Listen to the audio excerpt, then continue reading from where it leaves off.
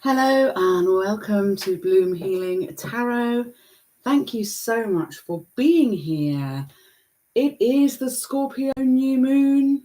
We are bringing in this week of incredible spookiness and exciting trips to the other side, to the underworld. We've been through Halloween, All Hallows Eve, the festival of Samhain of the pagan calendar.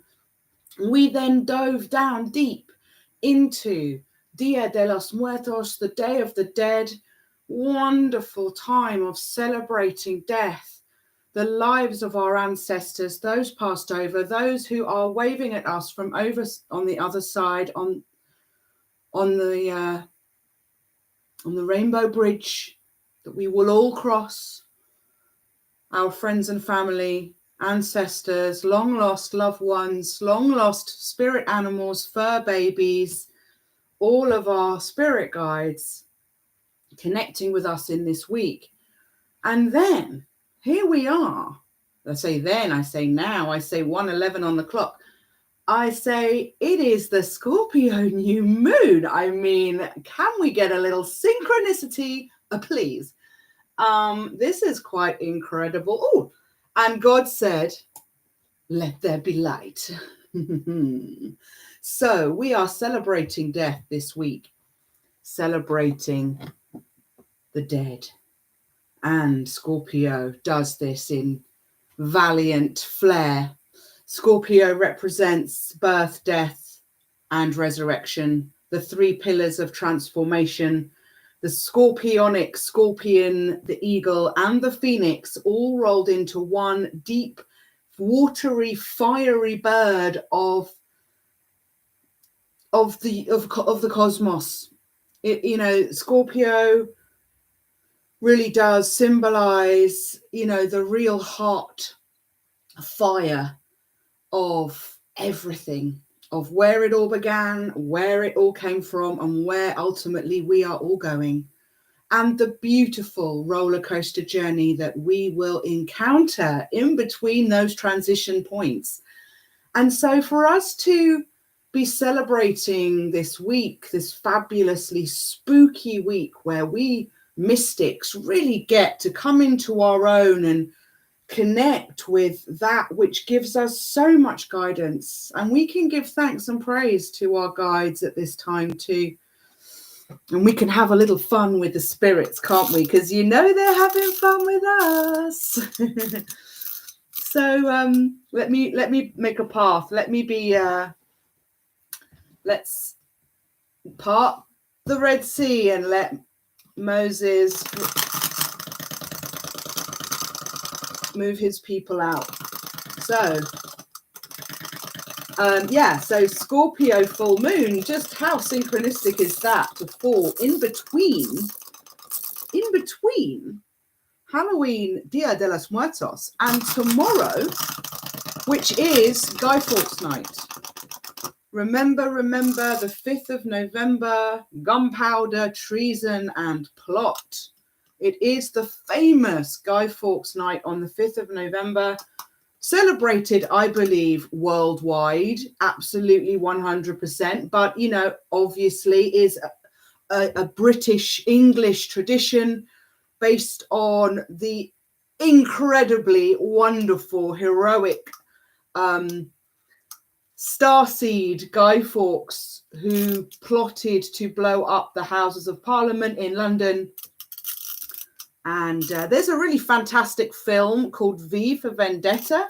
If anyone hasn't seen that, I really would recommend it. Really awesome look at the Matrix through the eyes of culture and film and books and literature, whilst also taking you on the journey of Guy Fawkes and what it means as a human being to stand up against oppression and to stand up against your own demons, even those demons that perhaps have plagued you in your family or in your childhood. 444, baby, as I say that. Wow. Woo! And I didn't say, actually, I don't think I said I started this reading at 15:55. So 1555. It is 5 to 4. It was 5 to 4 in the afternoon here in London. on Thursday, the 4th of November, the Scorpio new moon. And so I started it at the number of transformation 555, which is Scorpio's number, right? Number of change coming in hot. Okay. So hopefully I didn't lose my point. No, I didn't. We were talking about Guy Fawkes. What it means to stand up to oppression, what it means to face your own demons. The journey that Natalie Portman has to go through in that film is fascinating, actually, and it gives a real insight into what it really means to have identity, and what identity defines us. You know, how identity, there's 555, how the identity that we choose to put on, the mask that we choose to put on, or how we choose to peel back those layers, is all about the identity that we want to determine in the world. And never has it been more important and more significant, I think, that we reflect on that we use our looking eyes and we use our third eye to really examine who we believe we are and who we believe we're showing up as in the world, and who or why, we care, who, what, or why we care what other people think about who we are in the world. Because it's funny how these thoughts and beliefs and emotions and behaviors actually end up defining our very course of history and our very journey. So it's going to be a short intro. I'm going to actually want to try and get through these readings a little bit quicker. All right. So I will quickly say the Hero's Journey course is going to be starting soon. If you want to be on the Hero's Journey course train, please do check out the details in the description box below so that you can find out more information. And likewise, if you want me to pull some cards for you on your particular story, reach out to me for a reading. Let me know what your questions are, and I will be delighted to help unpack your beautiful journey with you. Details are all in the description box below. Thank you so much for your donations, your shares, your likes, your subscribes. It means the world to me. You are a blessed member of the Bloom Healing tribe, and I thank you so much for being here and for continuing to tune in and support this evolution of consciousness. Okay, so Sagittarius, it is your day. I've been waxing lyrical about Scorpio a lot, but actually we're here for Saggy. We are here for the fire. But you know what? Saggy and Scorpio, they share this harmonic synchronicity with Ophiuchus. Now, Ophiuchus is the twinned Kundalini Kundalini snakes that rise up, our in-breath, our out-breath, is the Ophiuchus symbolic idea of the two snakes, and they sit between Scorpio and Sagittarius. And it's funny how it impacts both of these signs. So we've got Scorpio, a very fiery water sign, and then we've got Sag on the other side, which is a very watery fire sign. And I love that. I just love that alchemy that's happening here with Ophiuchus and Scorpio and Sagittarius. It's all the S's. It's all the snakes in the grass.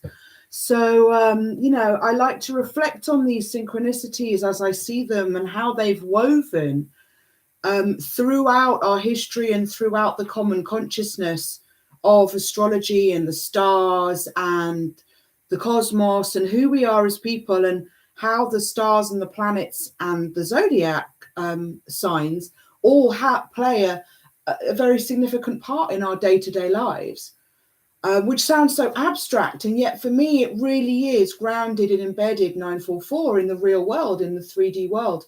I'm just so grateful and so lucky to have been granted the privilege of being able to step through and look through the veil into the other world, into the other side. And, you know, I've got Scorpio and Sagittarius very strong in my chart as well. And I do feel I've got this almost like hidden doorway, hidden secret garden gate where I can tap in to those very deep waters of emotion and transformation and what it is to be a human evolving when actually you're a being from another place. And what it is to be this fiery archetype of the centaur, of the philosopher, someone that has tamed their fire, someone the fires of hell and come out Zen, Buddha, ninja style on the other side. That is Sag. And you know what? Sag doesn't get enough credit, I feel. You know, Aries and Leo, they really do like take center stage, as rightly they want to and must do.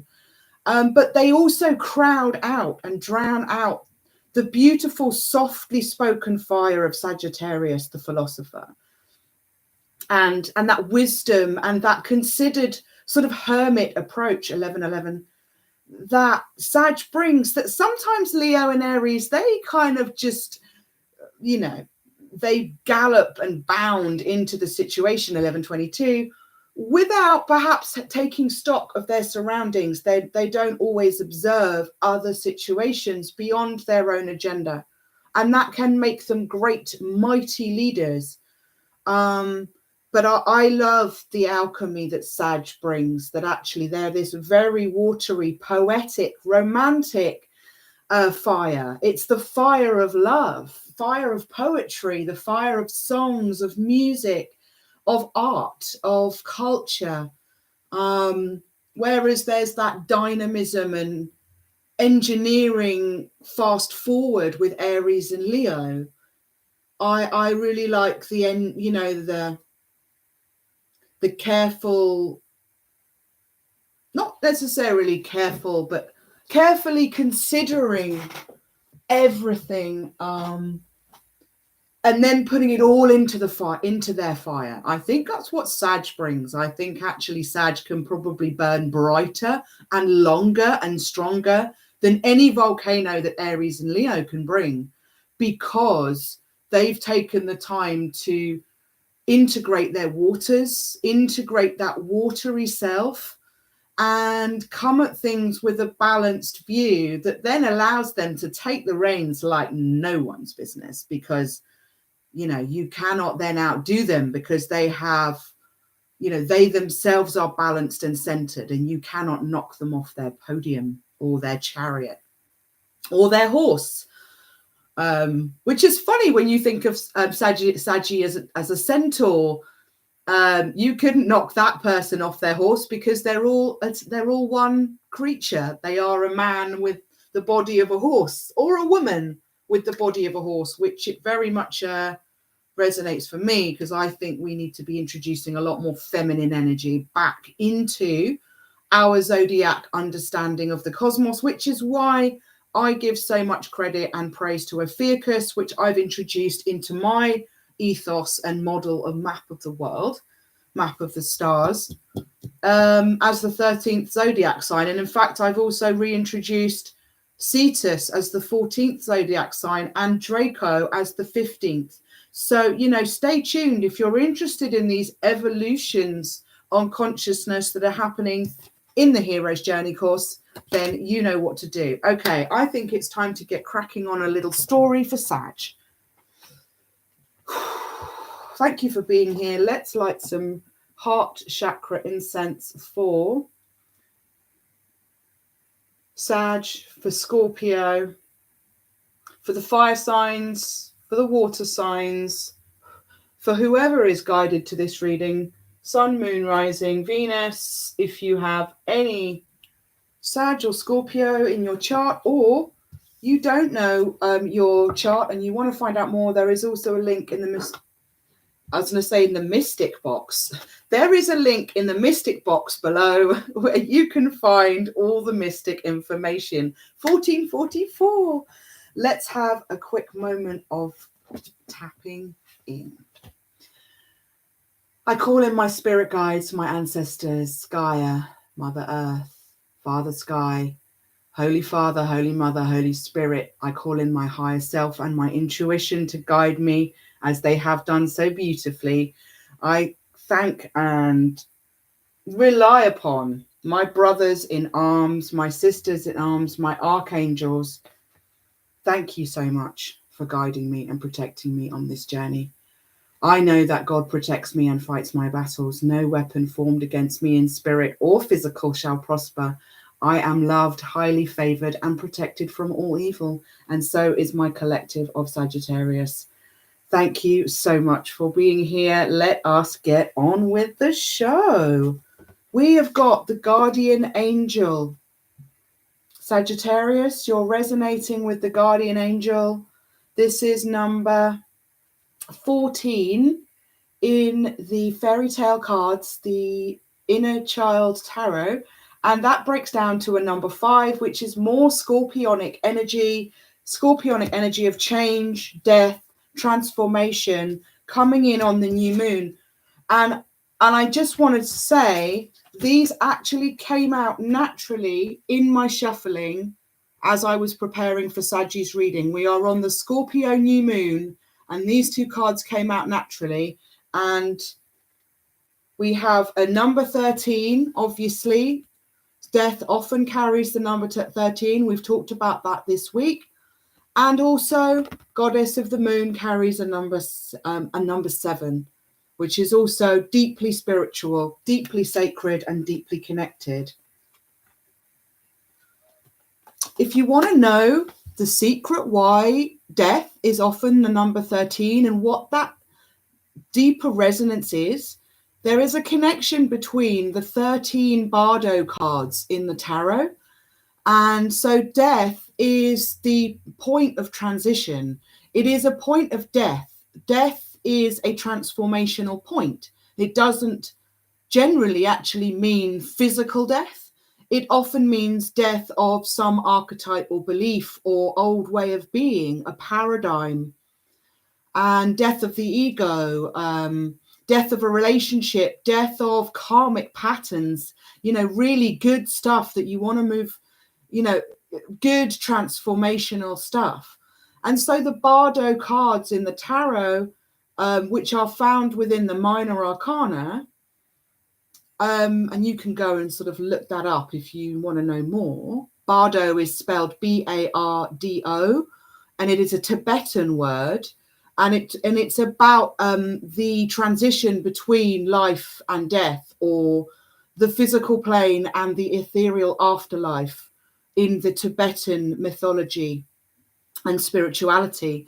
And so death represents each one of these 13 points in the minor arcana, all of which can seem like really difficult energies to deal with, but ultimately they lead us into fresh new enlightenment and understanding. And that is the lifeblood of the journey. It is that which helps us move forward into a new plane, into a new thank you, Spirit, for the confirmation, into a new you. And this is something that Scorpio allows us to do every single day. So yeah, amazing synchronicities that these would come out on the new moon. But for your actual reading today, I'm going to be reading you the guardian angel. I hope you are sitting comfortably, and I shall begin. Just mark my page, which is 99. I think it's 90. We've got 77, 93, and 99. Yeah, I'm going to do 3 readings back to back. And funnily enough, Scorpio, you're going to be next. So I'm doing Sag now, then we're going to do Scorpio, then we're going to do Virgo. Wow, what a team. Okay. And just while I say it, while I remember, my connection to Sag and Scorpio is that I have Neptune in Sagittarius, and I have Venus, Mars, and Uranus in Scorpio. I also have 4 placements in Virgo, which is Saturn, Mercury, the Sun, and my North Node. And so to do all of those 3 readings on this beautiful week, but in a trio, is something very special for me. So I'm really sort of feeling these are my readings too. And I'm sure you'll be noticing that obviously there's a lot of my energy that comes through these readings, because I am the channel and I am the river, and that which flows through me is how spirit helps bring through the messages so that I can communicate them to you. So it's a wonderful alchemy that we're doing here, and I thank you so much for being part of it. Okay, so for Guardian Angel, for Saggy. Over the centuries, the 14th card of the Major Arcana has been depicted as an angel or an archangel, often pouring a magical elixir from one cup to another and standing with one foot on solid ground and the other foot in a pool of water.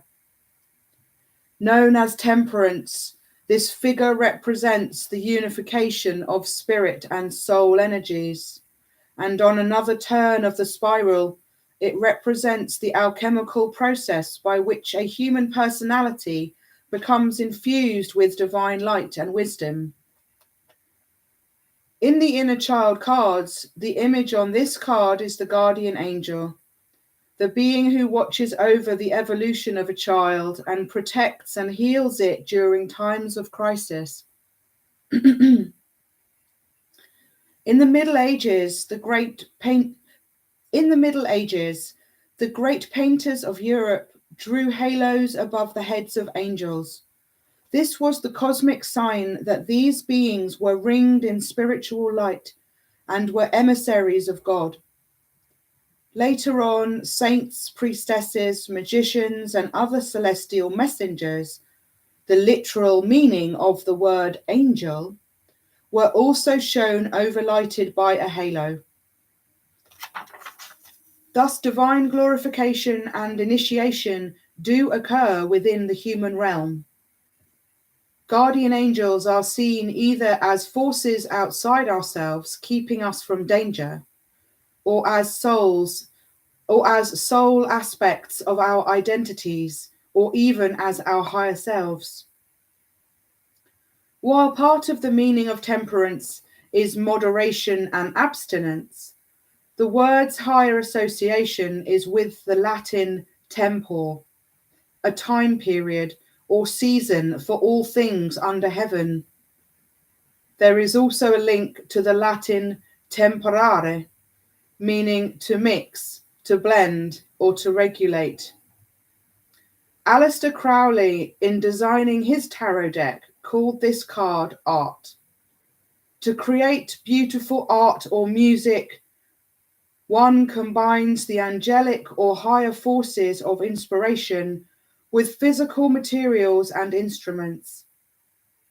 This is reminiscent of the age-old fascination with alchemy, the changing of lead into gold, where lead is the unenlightened personality and gold is the soul-infused spiritual disciple.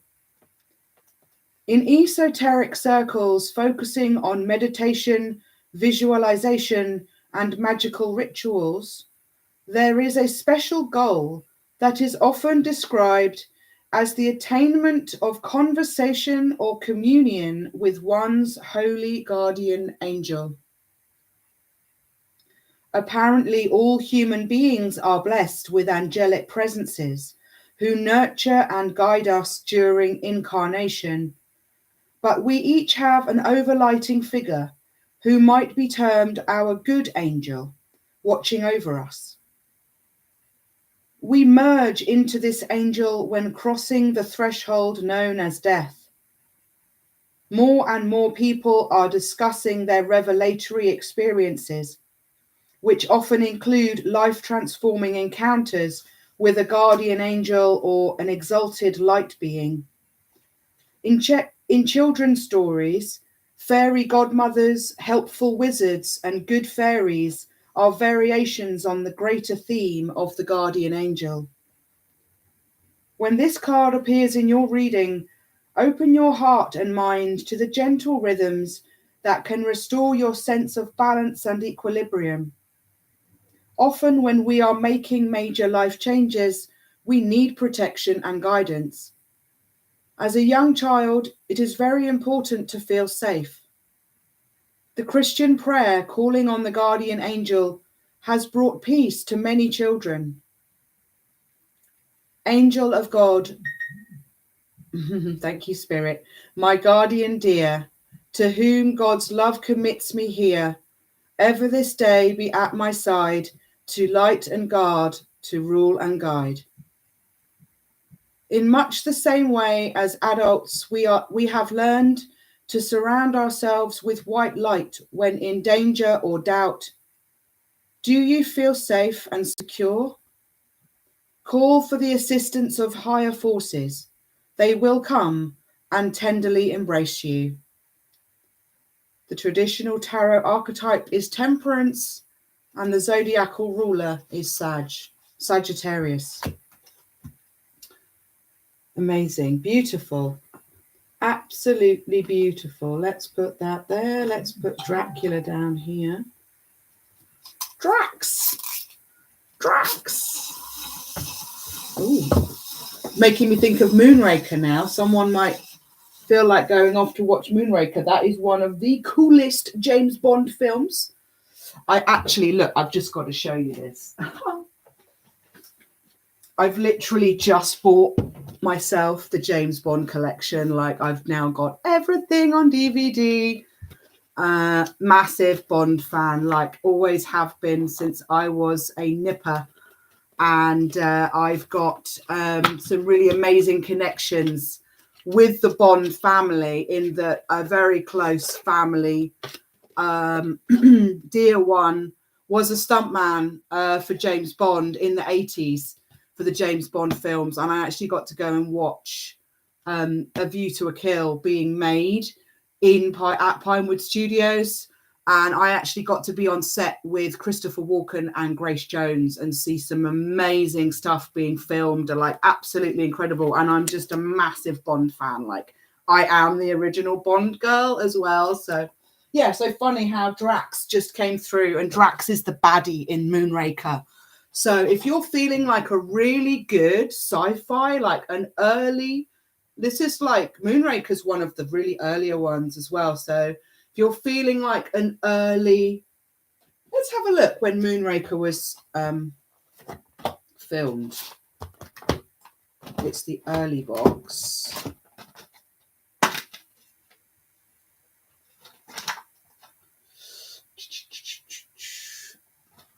Yeah, it's the early.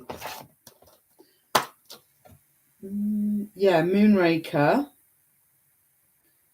I'm not actually. 1979. There you go. 1979. So yeah, really good sci-fi, and just classic Bond. Absolute classic Bond. Classic Rog. I don't know where I've put my picture of Rog. Here he is. There's Rog. Hey, Rog. We're loving you. We're loving you. Do you want to go there? Okay. Roger's staying. Roger's staying. Okay. Okay. So, let's pull some superhero cards for Sag and see where we're going. Let's ring the gong.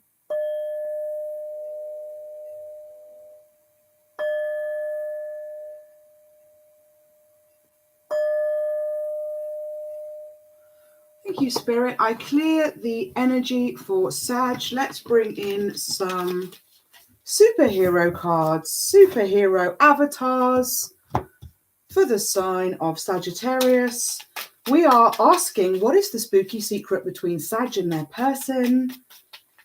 Friend, family, foe, lover, sibling, parent, child, stranger, neighbor, work colleague, business partner, you know, blind date, old flame, twin flame, soulmate, spirit babies. Okay, wow. We actually just got like a little fiery set. So we're just going to take these. We're just going to go with that, Sag. Lovely. Thanks for, you see what I'm saying? Sag is just able to just come in and just say, bang, this is who I am. This is what I want, because I know what I'm doing. I've taken the time. I mean, this is a real Sag card. Look at that rocket man. You know, he's got the brains, he's got the fire, he's got the explorer, adventurous spirit. He is a retro space hero. Oh, yes, a baby. Don't forget that Sagittarius also represents the traveler, someone who travels, explores. That is the 117. So we've got 11 or 117. Breaking down to a 9. So we've got a 9 and a 3 on this card. That is Tesla, inventor, magic, baby. Look, oh my God. Oh my God. Okay, so I'm now seeing this as Tesla. I don't know what star sign Tesla was, but I bet you he had Sag in his chart. Look, he's got a death ray. Now, I know Tesla didn't actually design the death ray. Tesla designed the science and the tech to build a laser. He invented the laser, but it was the crazy scientists that turned his work into a death ray. That was not Tesla's intention. But, you know, retro space hero, it's quite funny when you think about how Tesla was designing a lot of the stuff he was designing in the 40s, 50s, 60s, 70s. And actually, so much of what he designed is now part of the space race. Tesla is the brains, the ideas behind SpaceX and Elon Musk's work. And obviously, he named his company Tesla. And most households have household objects that were all designed from the mind of Tesla. So he really is a retro space hero. I'm loving that. And I'm getting really hot. Thanks, Sag. Oh, look, you see? Let's just... oh, there we go. Releasing some fire and heat for me. Thanks, Sag. Okay, so we've got retro space hero. It says, by the power of the galaxy, this guy is here to save us all. The problem is none of his retro equipment works because he just can't find a suitable retro charger. I think that's so funny. I can actually imagine that being a real world problem for Tesla when he comes back. Or, sorry, who says he's not back already? 3309. Oh my God. Tesla's coming in strong. 3309 on the clock as I said that. And we've got 3 and 9. You know that it's the 3, 6, 9 when it comes to Tesla. Okay, we've got a police officer out here. Another fiery orange card for Sag, representing the number 2 and the number 16, which is a 7. Police officer says, stop, police. No one speeds in this city without the police officer noticing. Only yesterday, she fined someone for eating his sandwich too quickly. So, yeah, I pulled this the other day and it felt very much like this is a bit of a corrupt cop. This is a bit of a cop that either corrupt or just job's worth, I suppose. But I'm feeling like, you know, someone that just isn't really able to do their job to the best of their ability. Let's just be kind and say it like that. Bald eagle. Oh my God. On the Scorpio new moon, we've got an eagle coming out. This is one of Scorpio's resonances, one of their spirit avatars. Bald eagle carries the number 10, bringing in the end of a cycle. And look, more orangey fire for Sag. Bald eagle says, look out. This mighty eagle is flying away with one of your lambs. Aren't you eagle-eyed enough to spot it? Time to build yourself a pair of binoculars with your bricks. Okay, so that some spirit is literally coming down and saying you need to put your X-ray specs on, your third eye specs on, and maybe even your 3D specs on. Haha. Use your looking eyes as well as your third eye, because the eagle has this eagle eye aerial view over what's going on in your life. This is representing spirit looking out for you, spirit having your back, you know, spirit having eyes in the back of your head, literally. And actually now spirit is saying, look, there is something you really need to be aware of. It's coming in where you can't see it. It's in your blind spot. So you now need to tune in even more acutely so that you don't miss whatever it is. And it could be a sign, it could be a synchronicity, it could be someone trying to sneak up behind you or sneak up into your... I'm thinking of someone like sidling up, trying to get into your good side or your good graces or into your company, you know, maybe layering on the flattery and the charm and the compliments and the, yeah, I want to be best buds, or I'm your biggest fan, or, you know, why don't we hang out, and, or why don't we start a business together? Why don't you invest all your money in this project? It's going to be amazing. You know, people like that. You know, be wary of slippery, slimy, greasy people that might be trying to bring something that feels a little bit too good to be true, or just sounds like it might be dodgy as F, you know. So bald eagle, this is a very powerful message coming in from spirit saying you need to be on your guard. Now, we've got another police officer. You know, there is something very lawmaking about Sag.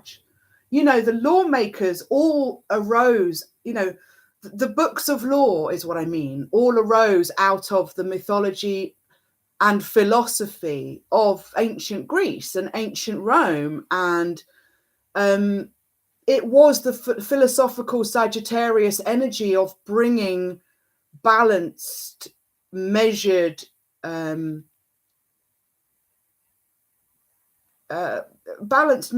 argument to the fiery debates of the day. 37, you know, that's lots of cycles ending.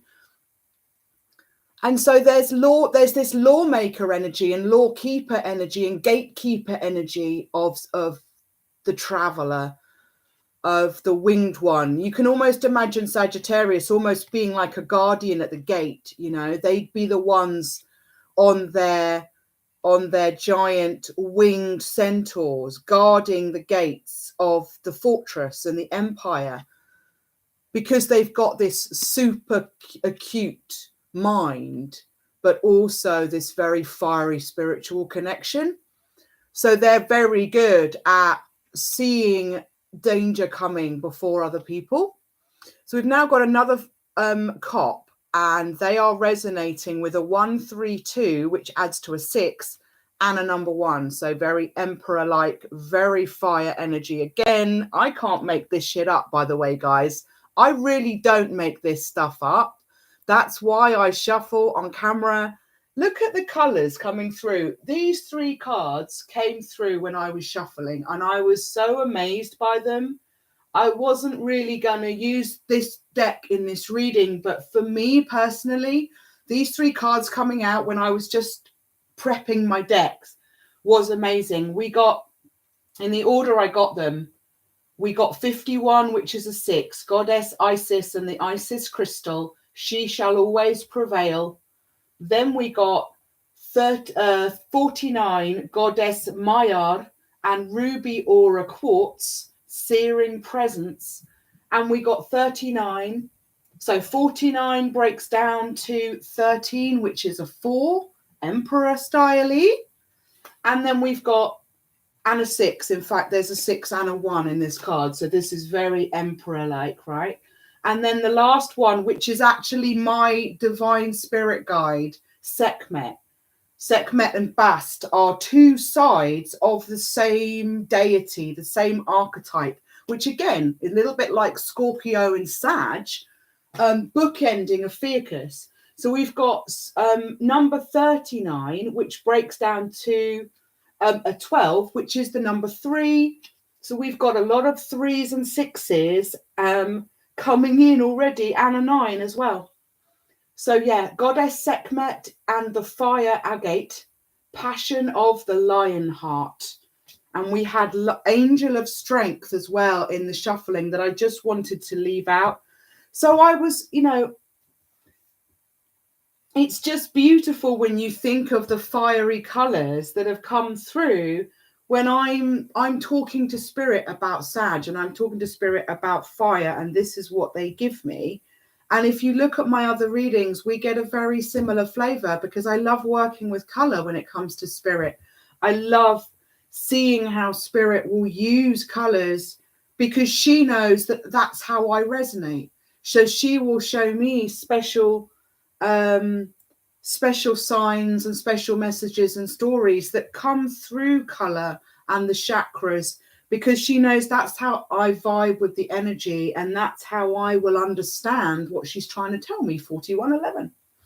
So it's really amazing. And do look out for the color coordinating that comes up quite organically and mystically with my readings. I really don't plan it. It's off the planet. Okay, it says, when this guy's around, the crooks and baddies shiver in their hideouts. He once fined a dog for inappropriate barking, and the dog promptly paid its fine. Oh my goodness. So we've now got 2 police, and they're carrying, look, we've got 1, 2, and 3. It almost feels like that's almost a little bit of like Emperor. We've got like Leo, Aries, and Sag out here. But, these can all be you, Sag. Or they can be people around you. Definitely, there's a need for the police to be called. We've got 2 police cards. And we've kind of had a guardian at the gate as well. And so we've now got guardian at the gate, 2 police officers, and we had a guardian angel. Okay. So there is divine protection, including the eagle, the avatar, one of the avatars of 4242 of Scorpio, on the Scorpio new moon, coming out to give you a very clear message to watch your back. And I've just realized bald eagle, that could be a clue. Maybe the person you need to be wary of is bald. Bald. Check out for those bald ones. All right. Yeah. They're telling you to build yourself a pair of binoculars. So however that resonates for you, Sagittarius, you might need to think about what that means in your world. How can you get more eagle-eyed? Do you need to have a closer look at who's connecting with you on social media? Who are these messages or invitations to connect really coming from? There's a lot of catfishing out here, out on social media, out on the online web. 43, 43, 44, 44, 45, 46. Oh my God. Let's not fall down the rabbit hole, okay? So maybe people creating fake profiles online. People pretending to have hair when actually they're bald. So people hiding something. The eagle's not hiding anything from you. She's going to be really bold and raw and honest with you and tell you she's watching out for you all the time, but you also need to keep very astute about who's trying to come towards you, because there's someone sidling up. 44, 40, 22. Okay, so let's balance out some of this fire, because that's what Sag does so well. Fire, fire, fire. This girl is on fire. We've got a little bit of green to balance. 44, 44. Spirit just keeps throwing these numbers in my eyes.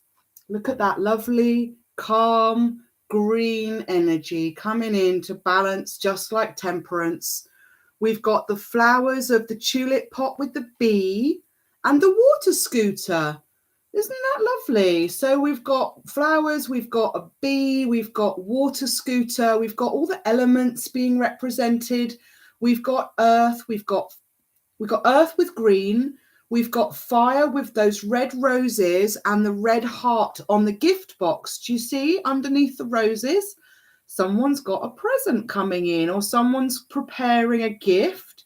And there's a honeybee, which is all about life, the everlasting elixir of life. Roses are deeply mystical. We could spend all day talking about the rose line, right? And then we've got water scooters, so bringing in that beautiful balance of fire and water, which we need, right? So water scooter says, what's your favorite water vehicle? This fire service, it's a fire service water scooter. I can't make it up. This is for Sag, a fire service water scooter. Hello. Is it a fire service water scooter, a speedboat, a rowing boat?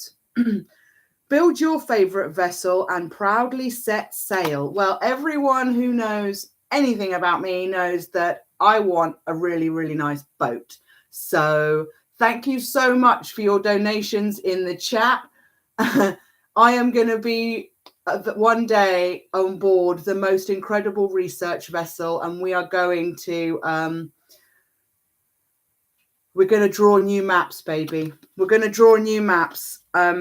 Tulip pot with the bee. I'm loving this as well. Bees and flowers were made for each other.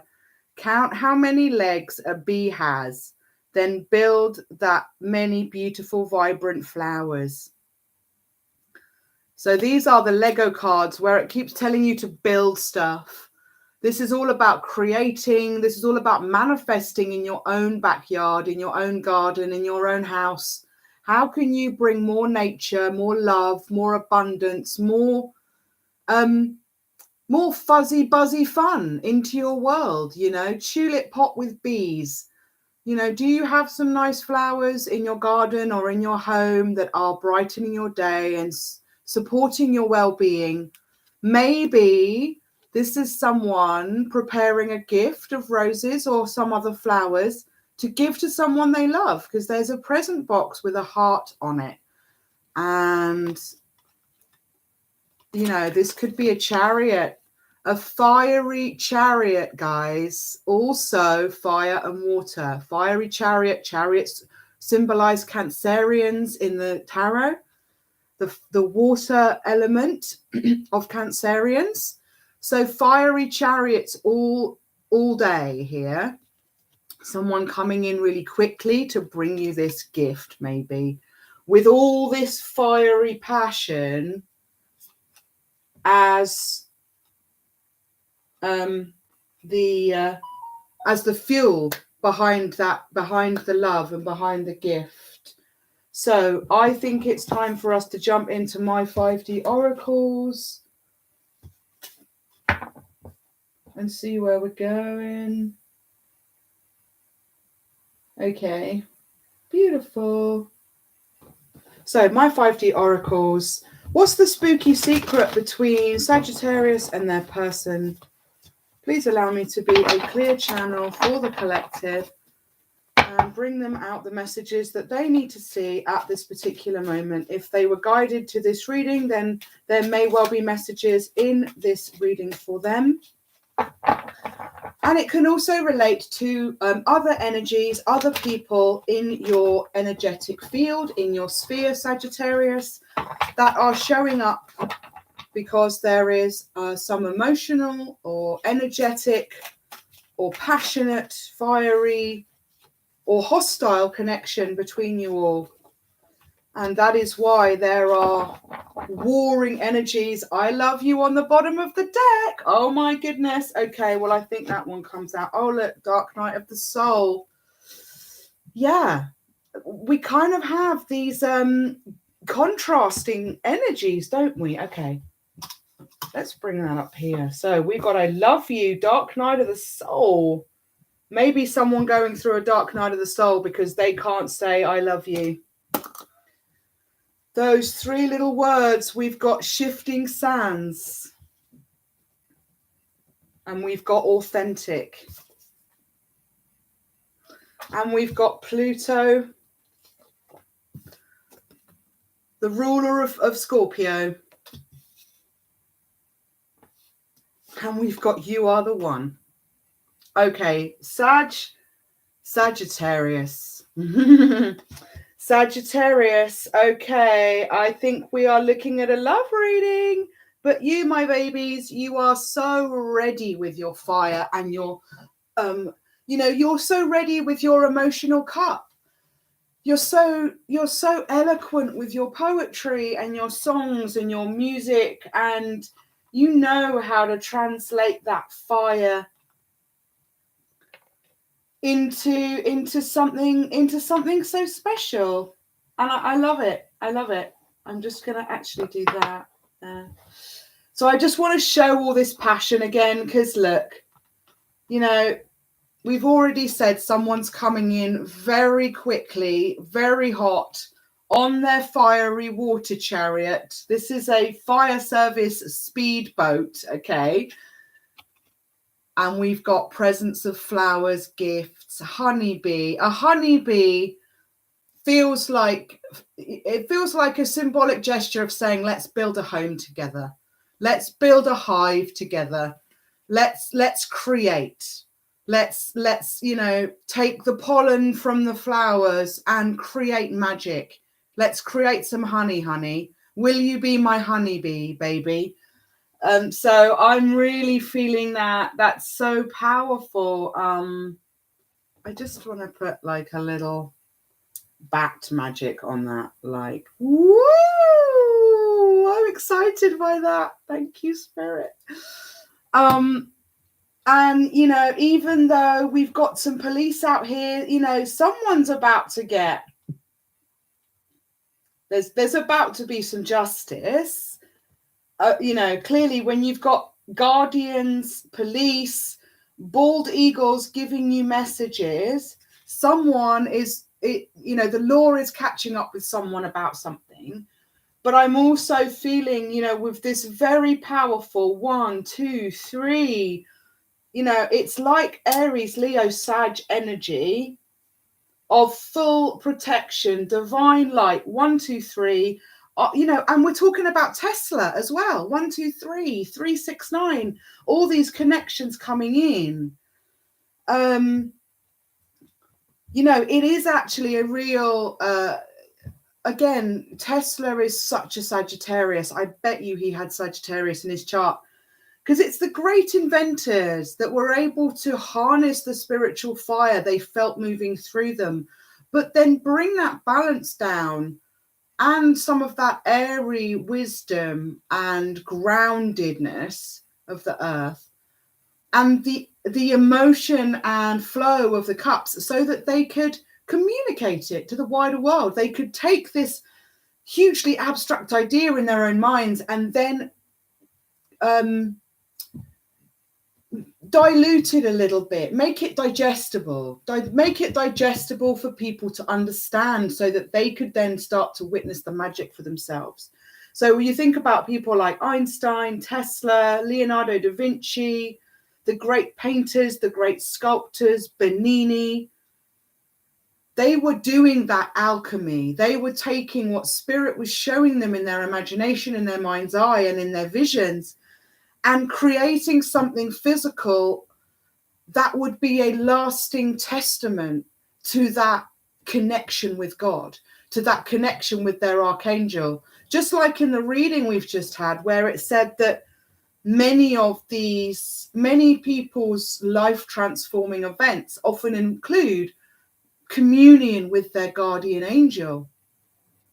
And I loved how the reading also went on to say that we merge with our good angel when we cross over. And that's magical in itself, because it suggests that that good angel, that guardian angel that watches over you now, is actually of your own divine essence, Sagittarius. It is, and that's for all of us in the collective. All of us in the collective have a good angel. And if that good angel merges into us when we cross over, then what does that mean? But we are that angel, right? We are our own guardian angel, 5505. You cannot make this up. Spirit, let's take some more cards. So yeah, we've got real love coming out here. Love that is now being expressed on the physical plane. We've got I love you. We've got authentic, which is a very Leo sort of card. It's the sun card, but it's also yin and yang. The balance, the water, the fire, the masculine, the feminine. But it's authentic love. You are the one. Look at all these red love hearts. Look at all this orange fire. These 3 cards that came out at the beginning were all actually goddess cards as well. And this deck contains ascended masters, goddesses, and archangels. So for me to get the 3 of the red goddess cards that all connect to my spiritual path, and the goddess of the moon, and I am also a 3 times grand trine in water in Scorpio, Venus, Mars, and Uranus, okay? The divine masculine, the divine feminine, and the Lord of all knowledge and the grandfather of the solar system, Uranus. Thank you. I've got so much Mercury in my chart as well, connecting that line of knowledge and wisdom and communication and language and words and speaking and thinking and imagining and loving and just being a happy little camper. There are some things about this physical world and this physical experience that I really, really enjoy. And I think that, you know, that may well be because I have a very balanced birth chart. You know, Spirit wanted to make sure I was endowed with all of the potential to tap into every aspect of the natural world. And I've been so beautifully blessed to be able to have that journey and that experience. And I enjoy it so much. And I get so much security and reassurance and understanding about who I am and where I really come from. And if I can pass that baton, that fiery torch onto even just one person in my collective through my readings, then I feel like that is a life well lived, a story well told. And that is what I'm aiming to do here on this earth, on this channel, on this path with these readings. And not just on this channel, but in my world, in my work, in the way I move in the world, the way I treat people, the way I work with people, the way I want to inspire and collaborate and partner up with people. Feeling the Blues has come out, and I saw that earlier. Okay, wow, Jupiter and Libra. Strong message. Someone may well have Jupiter in Libra. Jupiter often represents our husband in the deck. So if you're a divine feminine, your divine masculine is sort of represent. So sorry, let me explain that better. Whatever zodiac your Jupiter placement is in, Sagittarius. So let's say you're like me and you have for instance, so I've got a few Jupiter placements. So let's say Jupiter was in Sagittarius in your chart, okay? Then what that would mean is that your destined husband may well be a Sagittarius, because often our Jupiter placement will determine or reveal who we're going to marry. And that's divine masculine or divine feminine, doesn't matter. If you are in a gay or bisexual relationship, I would look to your Mars placement for your marriage. So whatever your Mars placement is, it might well be someone with that same zodiac sign. But anyway, might not be that, but I'm just saying Jupiter carries this additional energy of the masculine husband. Jupiter, another guardian actually over the solar system, big brother, often seen as the god, you know, the highest of all the gods, you know, Jupiter, Zeus. Libra now coming out, the air signs being represented through Libra, and also the sense of justice. And didn't I say I felt like justice was about to be called on some people? There's an energy of lawmakers coming in. We've got Libra. We've also got Libra sitting under these cards here. Some lovely red, pink, orange energy running through here. We've also got Pluto. You could have Pluto strongly aspecting in your chart, but dark night of the soul is quite Plutonic energy as well. So I mean, someone is definitely going through a transformation. We've got dark night of the soul and shifting sands. Can you give us some more info? Let's go deeper on this, Spirit. What's the spooky secret between Sagittarius and their person? What's the spooky secret between Sag and their person? Okay, narcissist, lack of empathy. Just when I was saying we've got all these lovely pink energies, outcomes, a naughty pink energy. In fact, not naughty. Naughty is a nice word. Nasty. The sort of person that might make you want to, you know, swear and curse and F and blind. Narcissists often have a lack of empathy, or not just a lack, a complete absence of, complete deficit. I'm tempted to put it there, but I'm going to put it there because I don't want to ruin that line. But, you know, it's coming out for a reason. So we're not, you know, I love you. These are both pink. We could have a narcissist unable to say I love you. That's why they're in this dark night of the soul. And, you know, dark night of the soul is a very scorpionic transformational energy. Look, Scorpio, transformation, shifting sands, dark night of the soul. And we have to remember Jupiter went through one of the biggest dark nights of the soul when he lost his sister Tiamat. Here, the water planet, one of the big, like Jupiter, feminine water planet, Tiamat, that was destroyed in the Great Catastrophe. And Jupiter not only lost his sister and his confidant and someone that helped him look after the solar system, he lost, you know, he ended up having to take on the gravitational sort of management for the other planets. It's actually Jupiter's size and mass and volume that actually helps keep all of our planets on our own orbit. There's a really interesting synchronicity and symbiotic relationship between all of the planets and Jupiter. And all of the big planets carry a very strong gravitational pull. And actually, when it comes to Neptune, I believe Neptune caught Pluto in her gravitational pull before he sailed out into the solar system and into deep space, also during the Great Catastrophe. So it's funny, you know, I'm now seeing all of this coming through as that little story.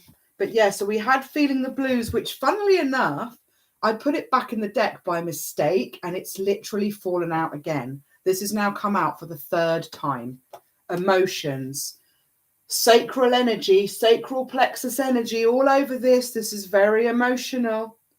We've got the four directions, someone traveling maybe, someone starting to harness their 4-5 elements, harnessing the 4 elements to become the 5th element I believe that's the journey. The fifth element is in everything. There is a golden tier of fifth element ether energy in every atom in the universe.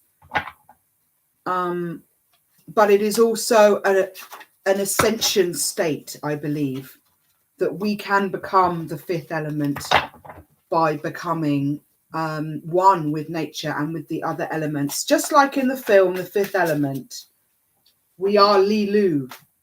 And I believe Lilu is an anagram of Lilith and Lucifer.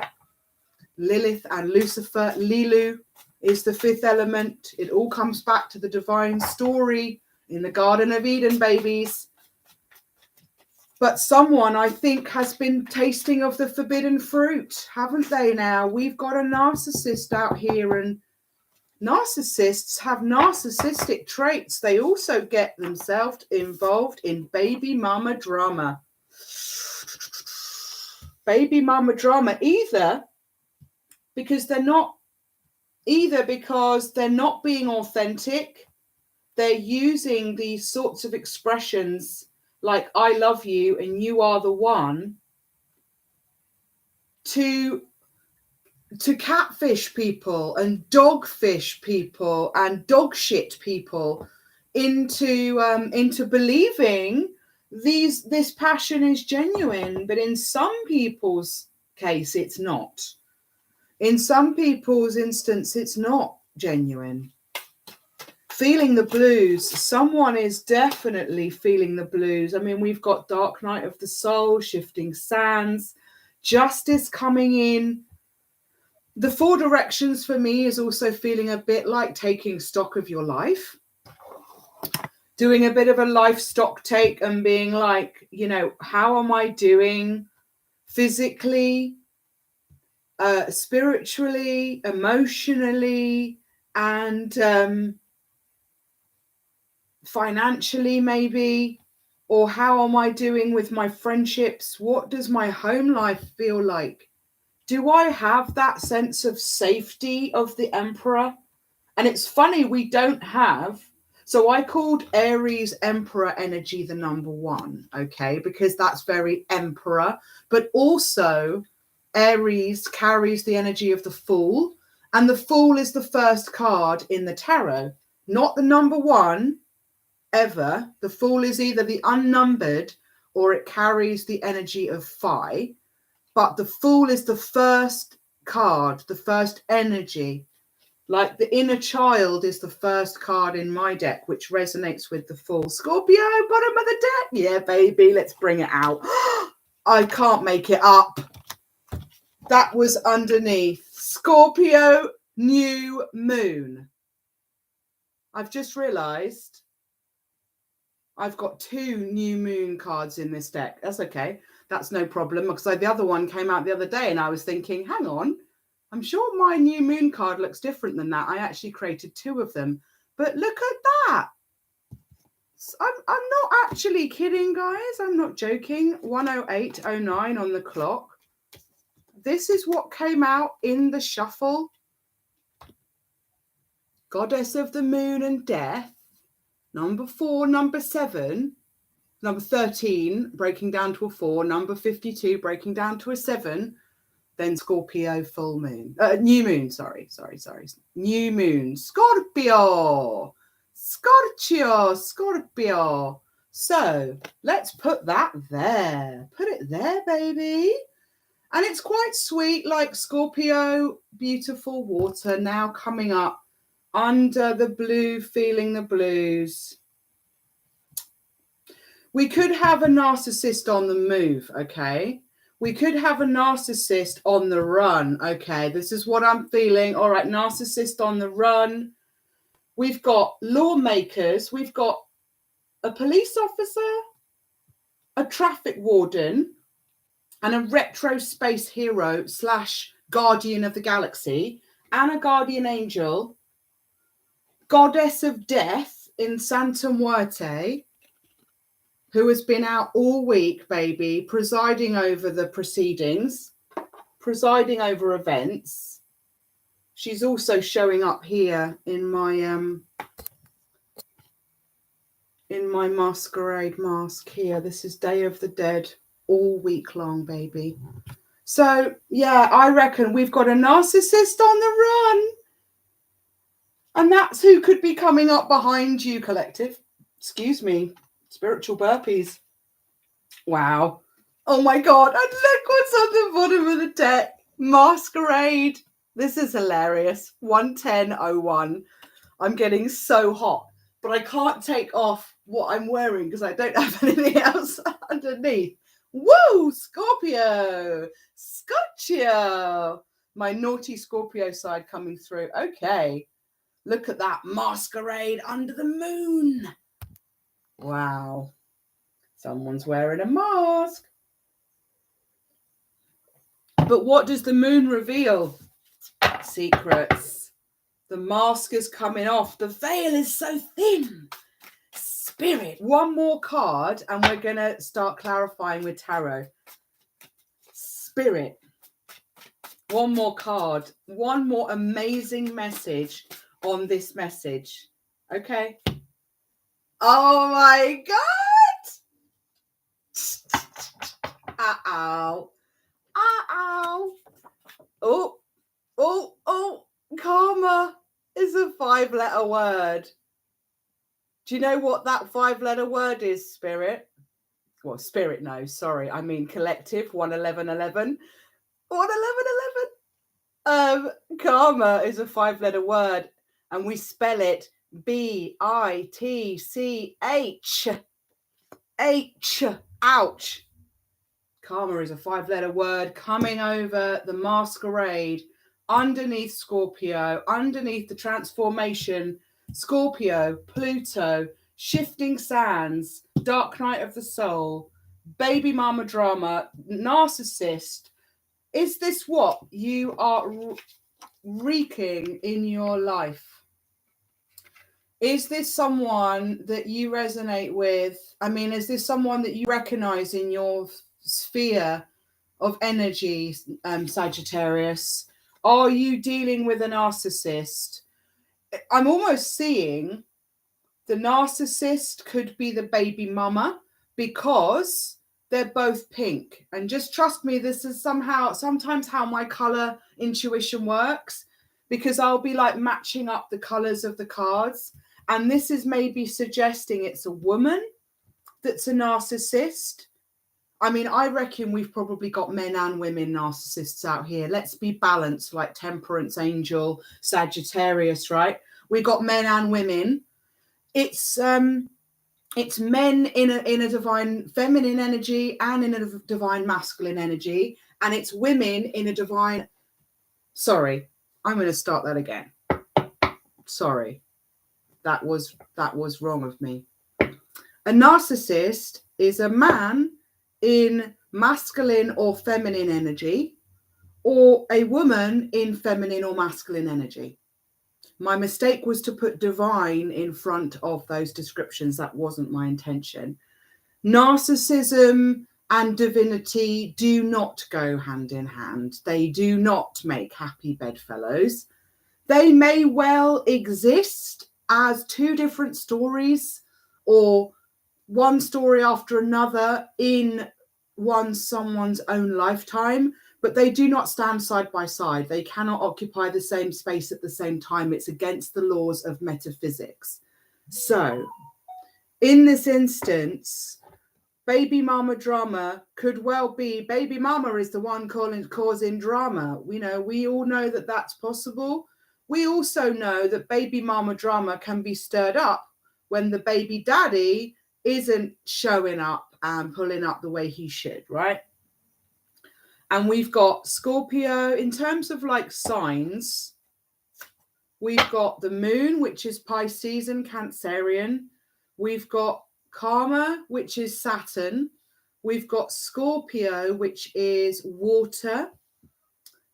Got more water here.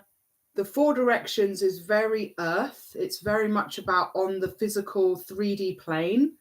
We've got Libra, air, Jupiter, Pluto, who rules Scorpio. We've got the Sun card, which is very Leo/fire energy. Okay, we've definitely got enough.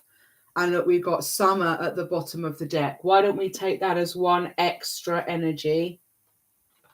There we go. Summer. Okay. Wow.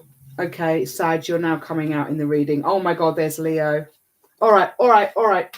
We'll stop there. We won't go too much further because we're going to run out of room. Okay? We don't want to run out of room. Right. We got heart healing with the summertime coming above, dark night of the soul, and I love you. So I think we're going to take those. Someone needs heart healing. All right, let's swap those two round. Heart healing and dark night of the soul are definitely showing up as synchronicities, synchronized. And, you know, heart healing is what we're doing here with the heart chakra, because the heart chakra is green. It resonates with death.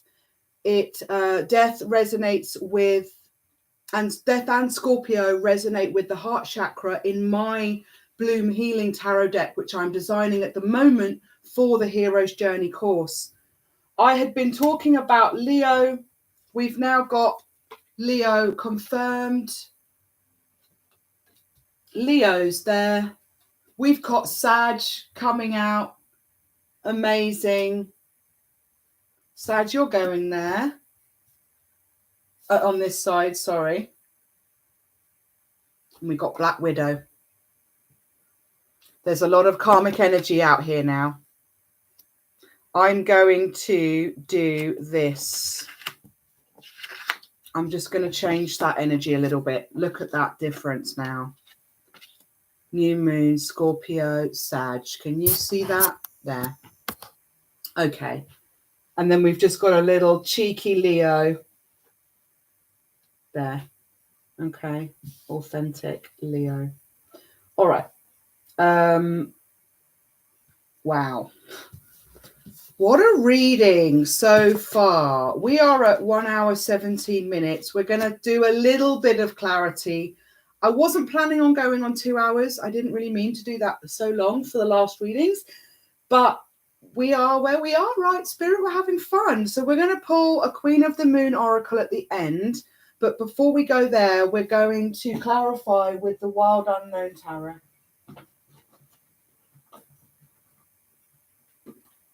I hope you're doing very well, my beauties. We put authentic there. Oh, okay. Let's do that. Let's do that, Spirit.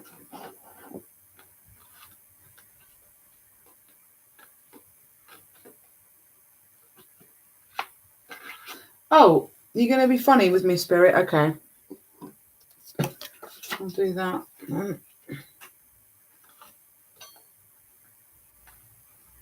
There. Beautiful, Bernard. I know you can't sort of see that one. Okay. Yeah. Yeah. Okay. Wonderful. Wonderbar.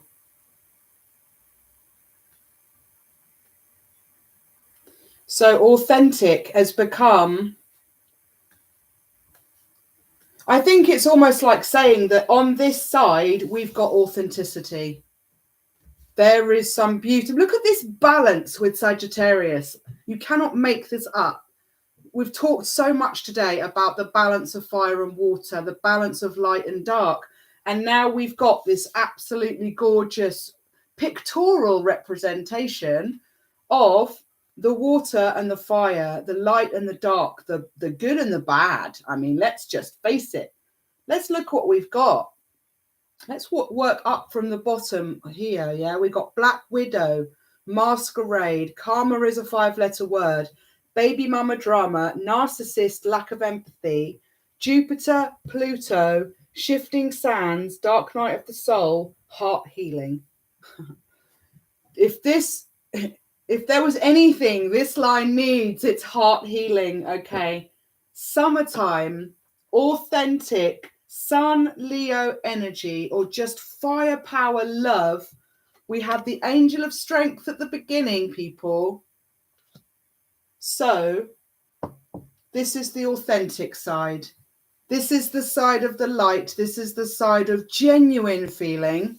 And I'm so glad that we can say that, because it was feeling a little bit like this I love you and this you are the one was in danger of becoming swamped by this other energy. But now it feels like it's really clearly defined on both sides. So we've got authentic summertime. Something could have happened in the summertime, or could even be someone's name. Okay, I've been also feeling that energy of someone called Summer.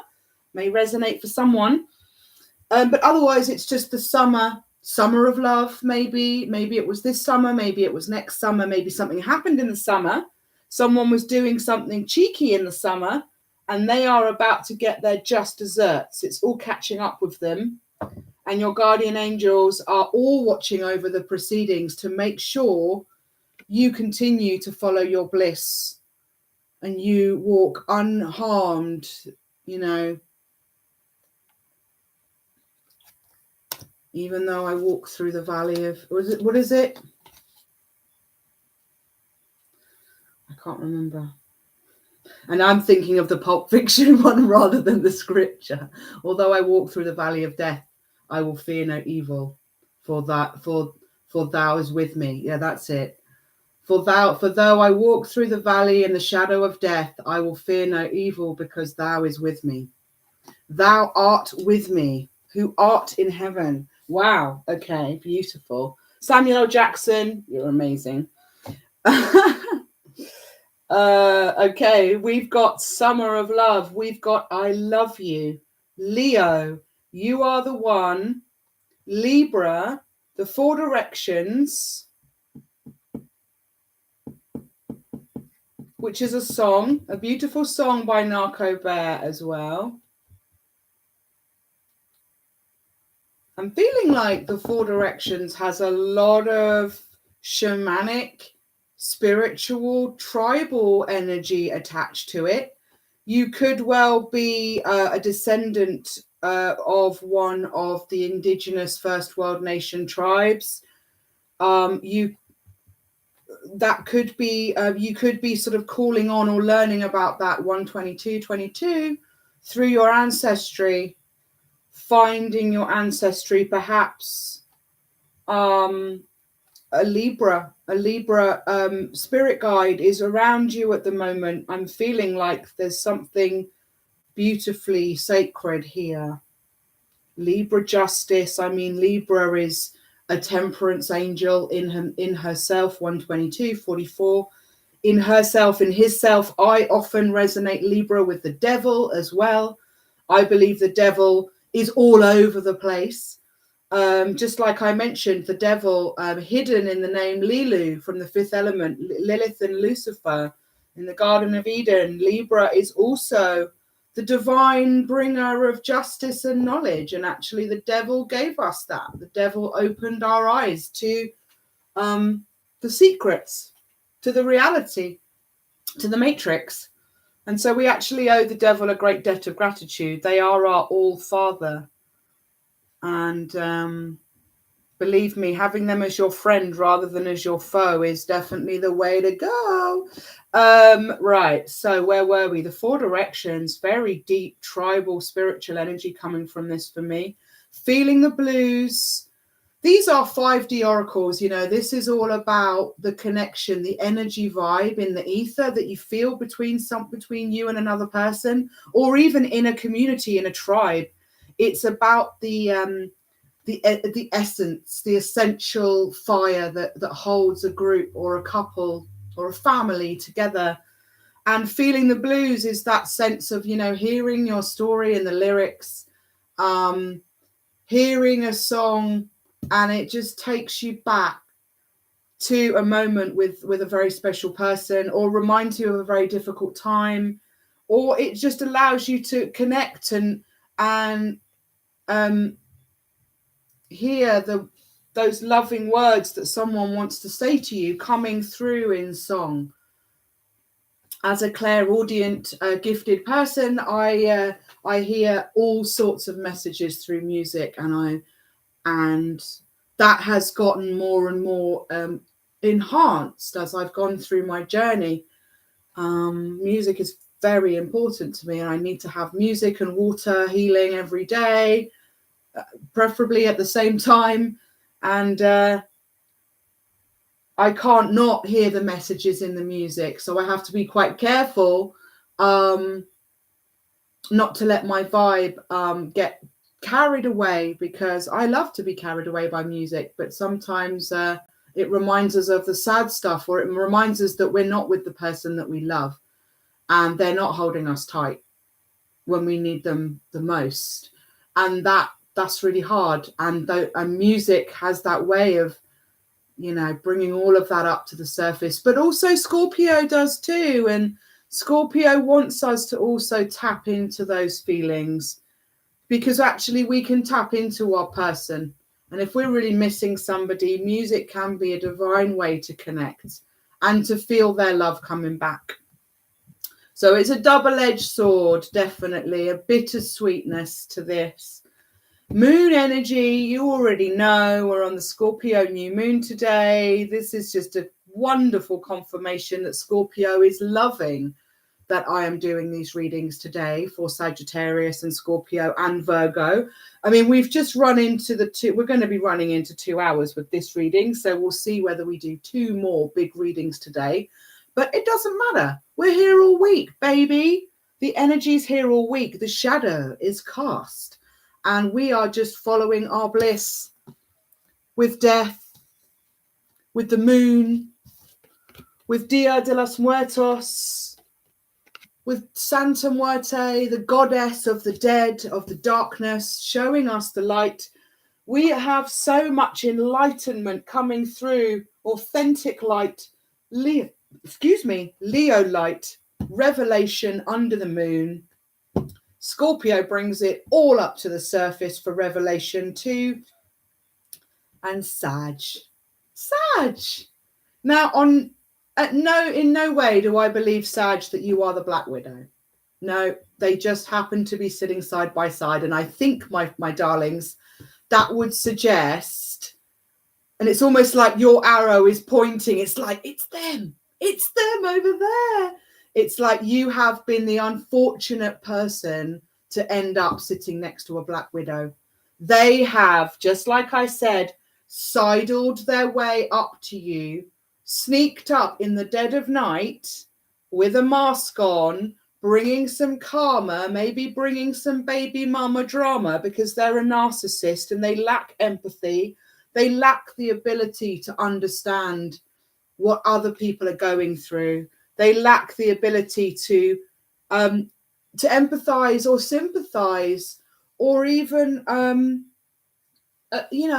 relate to anybody, which is sad. And I can only imagine that they have trouble really feeling those emotions for themselves. So it's difficult for them to actually know what it feels like or tap in. So when someone else is showing those vibes and those energies, they don't recognize it when it's in front of them. And that's such a sad reality for some people. But here we are. But, there is a little sense of hope as we wake our way up this karmic tree.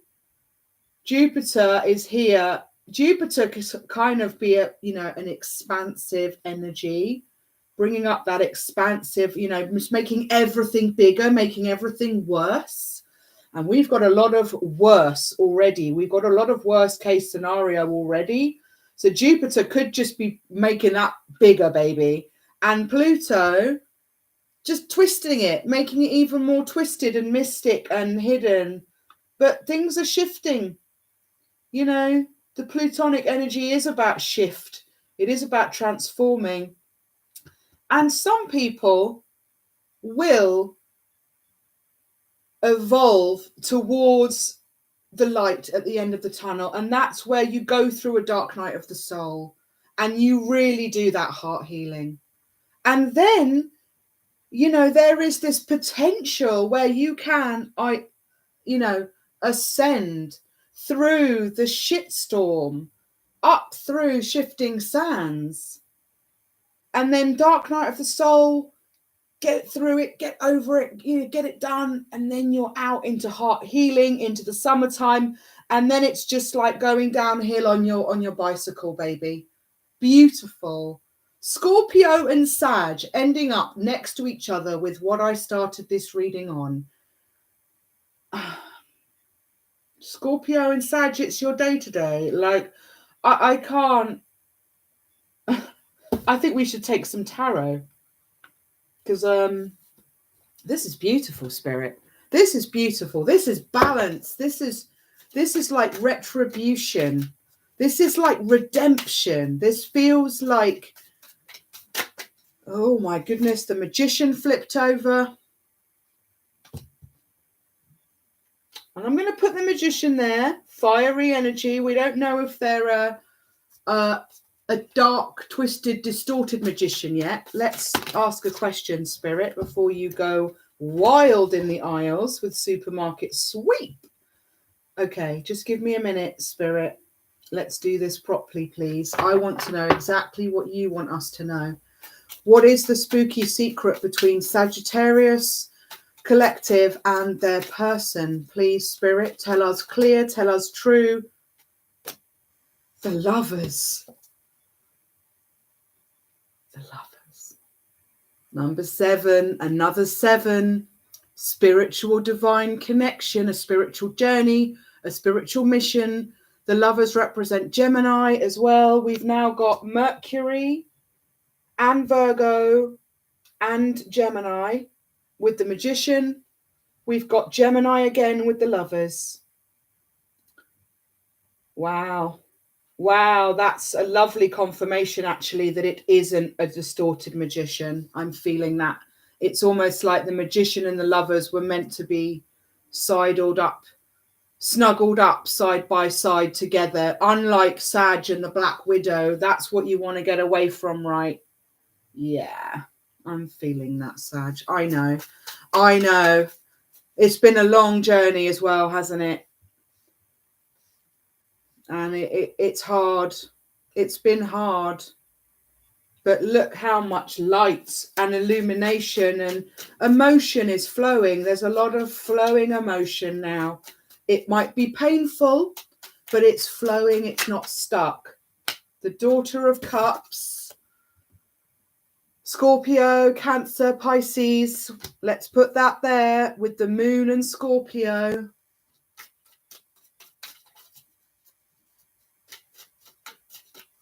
I just heard that song in my head, something like Caught Between the Moon and New York City. Is that the line? Caught Between the Moon and New York City. So someone could be out in NYC tonight. Someone could be looking up at the moon in New York City. What time is it? It is not yet dark in New York City. It's 5:30, so it's going to be 12:30 in New York. So maybe someone's got a moonlit walk planned with a lover tonight. I'm feeling that in New York City. Wow. Maybe someone's lover is from America and they are hoping for a moonlit, starlit walk at some beautiful stage. We've got the Father of Cups. There's a lot of love out here, guys. Look at this beautiful swan. Beautiful, divine, masculine energy. Father of Cups with the Daughter of Cups. Let's put the Father of Cups with Sag and Scorpio, obviously. But I mean, look at this synchronicity, people. I just love what I do. Okay. I just love what I do. I couldn't imagine anything more powerful, more mystical, more personal for me, and more inspiring and enchanting for other people that might enjoy these pictures and images and intuitive nudges as I do. if you get if you got even a modicum of excitement of what I'm feeling out of this, then I think it's going to be a good ride. Hey, and look, as I said that, I looked over and saw Joy on the bottom. Oh, sorry, on the top of this little deck. Joy is from the Disney film Inside Out, which is an amazing film about emotions. It's very trippy. It's a kid's film, blatantly made for adults.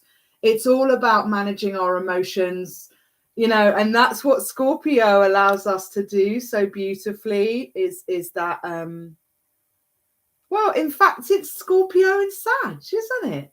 Managing those emotions, bringing the fire, bringing your lion under control. Wow. Spirit's on fire tonight. Let's just make sure you can see all the cards. Okay. Wonderful confirmations coming out, Spirit. As I said, we've got a love story. We've got a daughter and a father of water. This could be a couple in love. This could actually be a father-daughter relationship or even a mother-son relationship.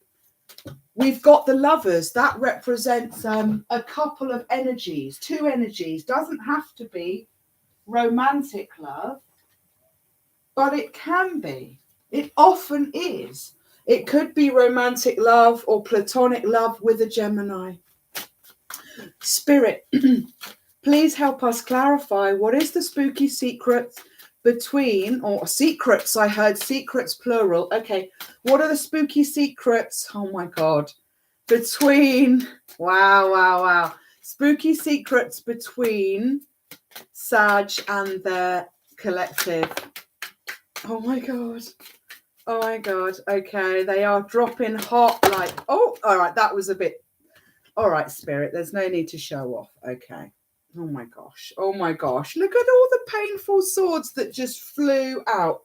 And you know what? They're flying right back in because that was like a karmic gust of wind that just blew in and wasn't necessary. Follow your bliss. Goddess of the moon.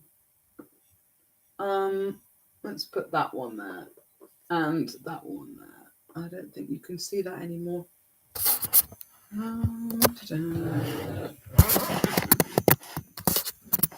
Yeah, okay, that's fine. That's fine. So, we are clarifying what the spooky secrets are between Sagittarius collective and their person, or Sagittarius singular and their collective. You could be dealing with a lot of different people here, Sag. I would say you probably are. But at the same token, it's just as realistic and true that these are all energies that exist for you, just for you in your own archetypal world. You can be all of these heroes and more. But I would imagine for most Saggies, they're not personally identifying as having all of these karmic traits, but maybe some of the more open-minded, balanced, and tamed, evolved, ascended Saggies might be able to say, yep, I've been there, I have done that, I have brought some karma on myself, but I'm going to be the eternal student, the eternal initiate, the philosopher divine, and I will continue to learn and grow and understand my karmic lessons, and I will continue to ascend. And then I will get all of the abundance and bounty that is due to me. Look who came out together. The Hermit and the Father of Pentacles. Beautiful, beautiful illumination in the dark. Father of Pentacles and the Hermit, both representing Earth. Hermit is Virgo. Father of Pentacles is Virgo, Taurus, Capricorn. Really special partnerings here. And we have the star. We've now got Aquarius, full frontal Aquarius, the star, you are also the star in your story. Like I say, you are every one of these storylines. You can be every one of these storylines. And you could also be recognizing them in your collective. But the Hermit, I mean, we've had a lot of illumination here. The Hermit also resonates with illumination, bringing in the torch. Sometimes resonates, you know, sometimes in other decks, the Hermit carries the Star of David in their lantern. And it's funny, like we've actually got the star instead because we've got the candle here, you know, making the Hermit, the Virgo archetype, a very fiery earth sign, an earth sign that's incredibly tapped into spirit and able to see beyond. And they're a slowpoke, to be sure. I mean, goodness me, we've got the Hermit represented as a tortoise here. We know the earth signs are slow, but we also know that the tortoise won the race between the tortoise and the hare.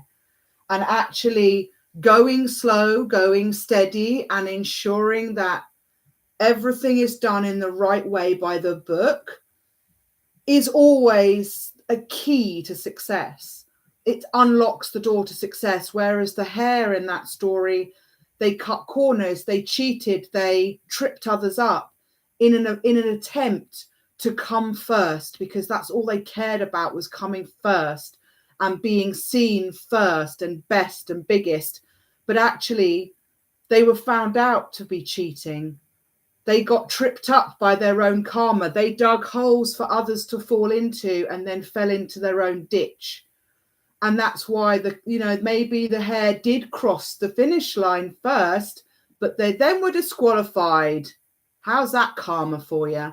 So the Hermit takes their ungodly time, but they'll get there. And they'll get there. You know, they'll come through, they'll come in like a wrecking ball, believe me. You'll know when this Hermit has entered the building, entered the room, and entered your life. And they will bring a lot of gifts and a lot of wisdom and a lot of wonderful stories, because as they've been taking their sweet time out there on the road, they stop to smell the flowers. They stop to talk to the birds and the trees and hear all of nature's wonders and joys and stories, and also their challenges put upon them by the humans of this planet. And so now the Hermit is imbued and enriched with all these beautiful tales and stories of the world, that they will then spin wonderful tales for others. So their journey, their slow journey, has not been in vain. You know, they're not late to the party. They are the party.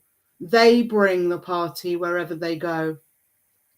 So I'm just loving this energy, whether you are connecting with a Virgo or you're just feeling into this energy, Sag. This is you at the moment. This is you maybe taking your time to really learn these lessons. We've all got lessons to learn on the karmic journey. Even if you don't resonate with some of the darker energies on this side, we are all in for karmic karmic conclusion, karmic resolution, be that good karma or bad karma. We've all got a little bit of both that we need to work through. And those are the lessons that allow us to take the next step on the amazing hero's journey. Okay. So let those steps be conscious, present, powerful, action oriented, in the right direction steps. And even if they're slow, you know, not only are you paving the way as a pioneer with that torch in the dark, you're also leaving a trail of breadcrumbs and a trail of stories behind you that will allow others to follow you.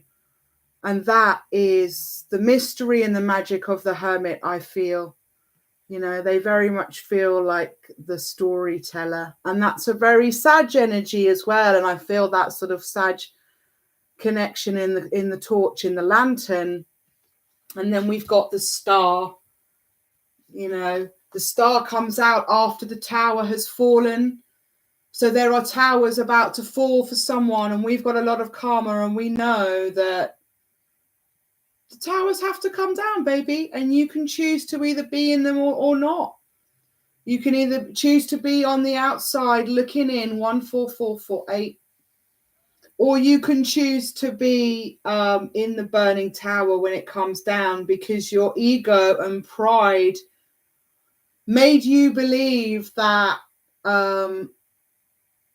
you know, hiding, that you could stay hidden, you know, that you could somehow survive the tower and not be seen. But unfortunately, the tower will reveal everything. It will be like being caught with your pants down. And I'm feeling that, like, actually may well be a download, like a channel for someone. There may well be someone, you know, there's a lot of passion energy here. There's a lot of energy of sex.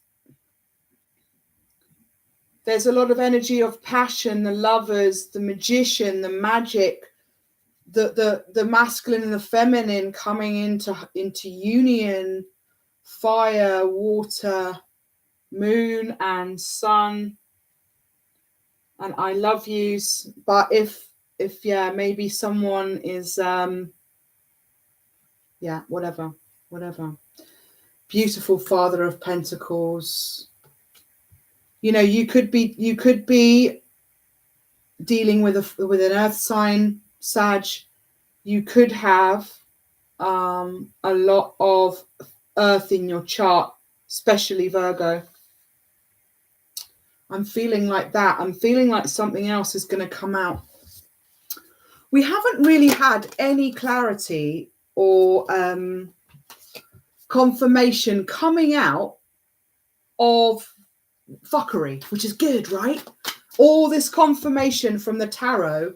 Look at the positivity. We've got the Magician, the Lovers, Father of Pentacles, the Hermit, Daughter of Cups, Father of Cups, and the Star. And Death obviously was already out here because I was using it as a signifier. But I bet you Death would have probably come out. So why don't we just put Death down here? Because we've got Father and Daughter of Cups. So let's just put Death there. Where they want to be is next to you. Okay. Right. What else, Spirit? Maybe as I say it, now we're going to get a bit of confirmation of the fuckery, the tomfoolery, the Tom, Dick and Harry wanging. Because we know it's happening. We know it's been going on. We've got Black Widows out here too. We've got people in masks. We've got narcissists. But we've also got some people going through a healing process. And that's good, baby. That's good. That's good. You know, it's all going to be okay. We've got lovely heart healing next to tulip pot with the bee, the gifts for your loved one, and the water scooter, the chariot. This may well be someone coming in very quick to bring apologies for maybe some of this kind of behavior or events.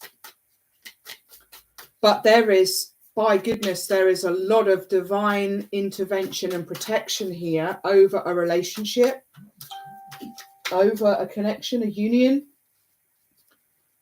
Oh my God, Two of Cups. Two of Cups, water, Cancer, Pisces, Scorpio. Let's put it here. Beautiful, sitting under the Father of Pentacles and the Magician. Didn't we have that? Yeah, we did. We had the Magician and the Hermit coming out as a divine couple. So why don't we do that today? Because that might well be the same energy showing up. We've got the Magician and the Hermit now. Father of Pentacles is now sitting next to the Lovers. So the Father of Pentacles is a lover, not a fighter, baby. Daughter of Wands. Sagittarius energy, Aries and Leo as well. Also a divine feminine, A queen. This is a witch, a warlock, a magical person. This is a magician. This is a magician. This is someone. I mean, didn't I say wanging? All the wand wanging. And look, we've got some big old wand coming out just on cue, right? And a snake. We're talking about snakes in the grass earlier. All the S's of Ophiuchus and Sagittarius and Scorpius. We are into S for Sasha season. S for summer. S for Santa Muerte. S for Dia de los Muertos. There's a lot of snakies. So, Daughter of Wands coming out. Aries, Leo, Sag. I did say I was feeling like another couple were going to show themselves. So we've now got Aquarius as well in the star as well. Don't forget. We've got that air energy coming through with the Lovers and with the Magician. Not forgetting that the Magician had a very big sword, which really gave that emphasis of the mercurial energy of Virgo and Gemini. So we've got a lot of Virgo, a lot of Gemini energy. Some more clarity. What are the spooky secrets between Sagittarius and their person on this new moon in Scorpio during the spookiest week of 2021? Thank you, Spirit, for your divine light and channeled messages. Thank you for letting me be the Five of Pence. I'm not being the Five of Pence, but someone's feeling the Five of Pence. And look, Father of Swords, as I was saying. Mercury, Virgo, Gemini. This is very Virgo, often represented as the Hermit is the owl. Divine knowledge and divine wisdom coming through. Someone is definitely bringing a message or some truth.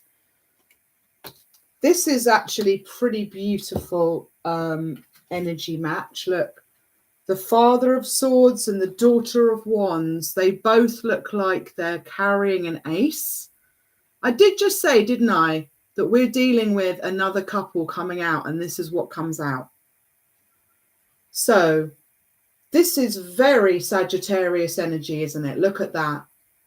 The eternal philosopher, able to use their spirit fire, their watery emotions, but also their airy intellect to cut through the bullshit, to cut through any smoke and mirrors, but also they are a creator. They are a manifester with the wand.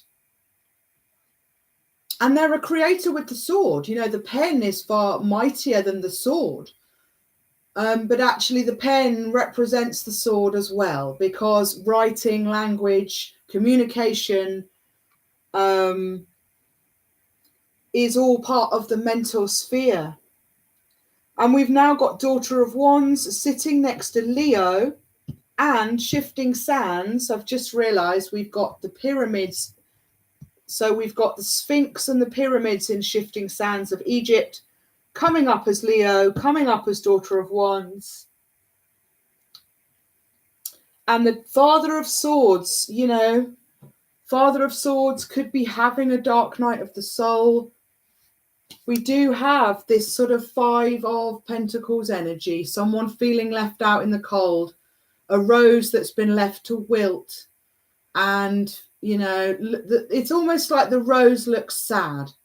If the rose had a personality or a mood, it would be sad, forlorn, crestfallen, wilted, drooping, and down.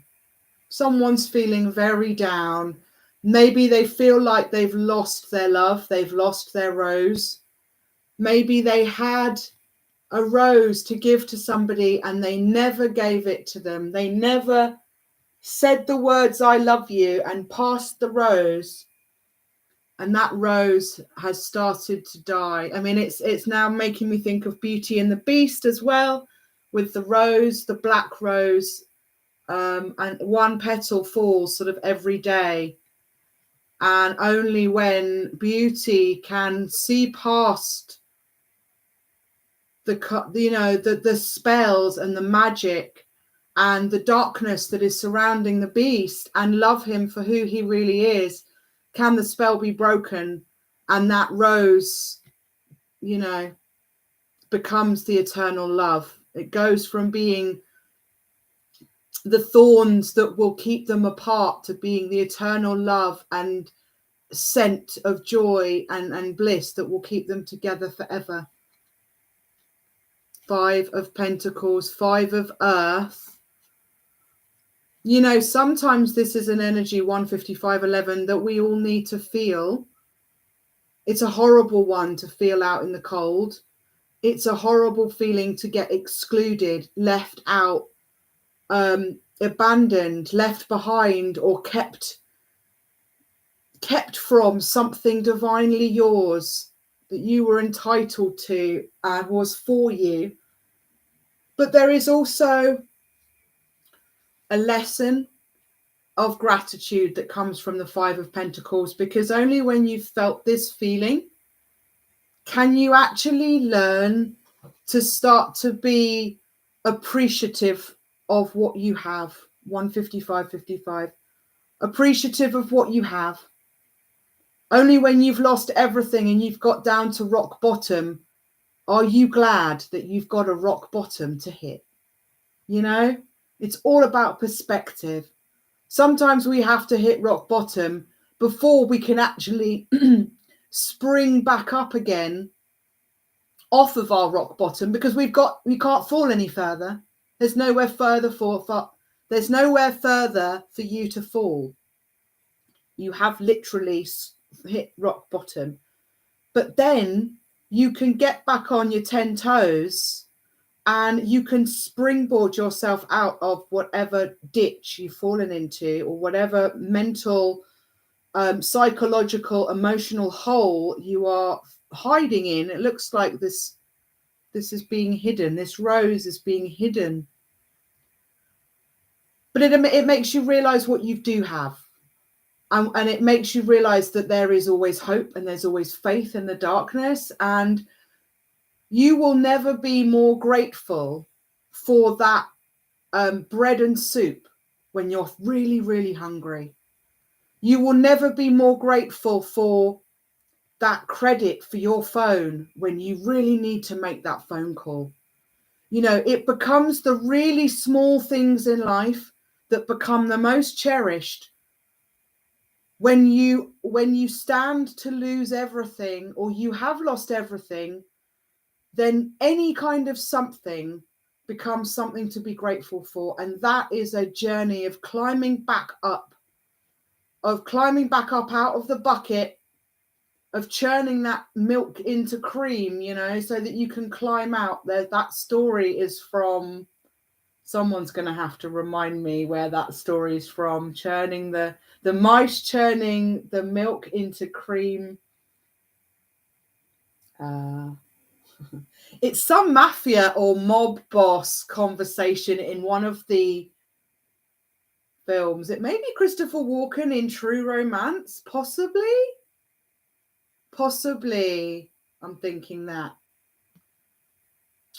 Is he Billy Blue Eyes or something? I can't remember. But anyway, I digress. Yeah, this is actually a powerful energy when you realize that you can always find gratitude in the smallest things, because actually they may end up being all you've got left. So you want to be grateful and you want to cherish them, and not take them for granted. I think that's the message. Don't take your measly $5 or £10 or, leftover food in the fridge for granted, because actually you can still make magic if you use your imagination. You can still create something out of nothing. You just have to be creative, innovative, and you've just got to have the will and the passion of Saggy to do what the other guy wouldn't as well. I love the message that came through that 5 of Pentacles. We need that strong energy sometimes. Wow. we're about to go into the hour. So let's pull us. I'm feeling like all of that bad karma has kind of been balanced, beautifully balanced with the temperance angel. The guardian angel was here to ensure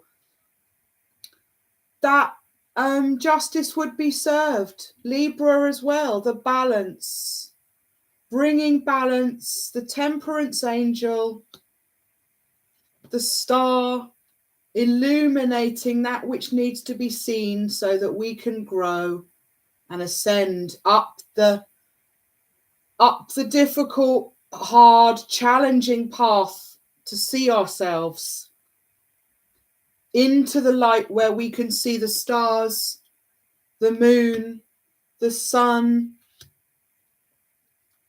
allowing us to see Jupiter and Pluto and Scorpio and Sag and Leo and Libra.